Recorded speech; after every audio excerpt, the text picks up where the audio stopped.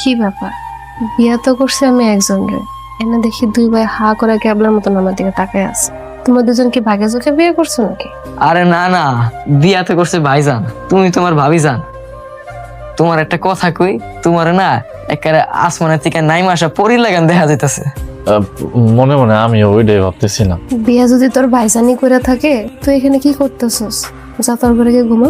তোমরা কি এখনই ঘুমায় পড়বা নাকি? তোর ভাইয়ের লগে কুতকুত খেল ঘুমা, মনে হয় এত সারাদিন এত কষ্ট করছি, যা তুই শুইতে যা।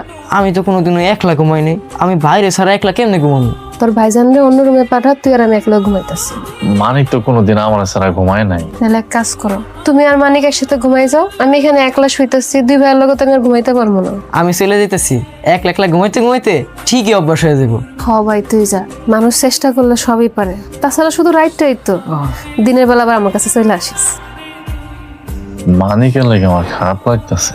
আসলে সেই ছোটবেলায় মায়ের মরে যাওয়ার পর থেকে ওই কোনোদিন আমার ছাড়া খায়ও নাই, আমার ছাড়া ঘুমায়ও নাই।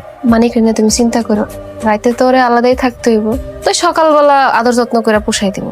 তোমার ঘরে যে আমি আছি, বসাই যে বসে আছি, আমার কেমন লাগতেছে কিছু কইবা না? খুব ভালো লাগতেছে।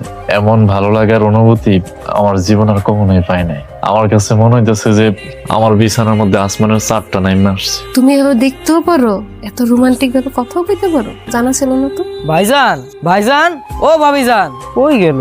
কিরে তুই এমন চিল্লাচিল্লি করতেছস কেন? আজকে না তোমরা মার্কেটে যাবা, আমি কখন তো রেডি হয়ে বয়ে রইছি। আমরা মার্কেটে যাবো, তুই রেডি হয়ে বসছিস কেন? ভাবি জানে কথা শুনি ভাইজান, তা আমি তোমার লগে যাবো না? আমি কি ঘরে একলা বয়ে থাকবো নাকি?